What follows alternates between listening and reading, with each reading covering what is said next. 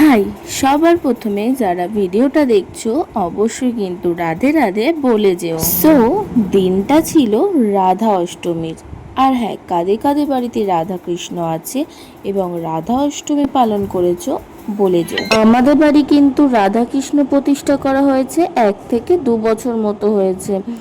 তো যাই হোক, সেভাবে কোনো বাড়ি কিন্তু রাধা অষ্টমী বাড়িতে পালন করা হয়ে ওঠে না।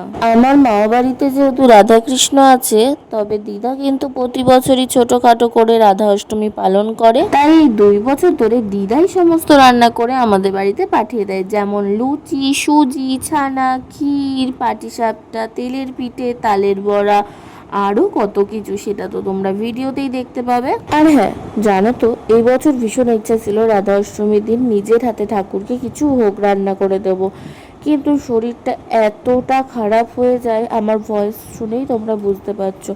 আর সামনে পরীক্ষা, আর পরীক্ষার আগেই আমার শরীরটা এতটা খারাপ হয়ে গেছে যে আমি ঠিক করে খেতে পর্যন্ত পারছি না, আমার এতটাই শরীর খারাপ। এদিকে দেখো, সকাল থেকে উপোস করে প্রায় দুপুর 12টা নাগাদ দিদার বাড়ির থেকে সমস্ত কিছু নিয়ে আসার পরে ঠাকুরকে ভোগ নিবেদন করে দিয়েছি। যাক, আমি তো ভোগ নিবেদন করে ফেলেছি। আর হ্যাঁ, কাদের কাদের বাড়িতে গোপু রাধাকৃষ্ণ আছে কমেন্টে জানিয়ে যেও।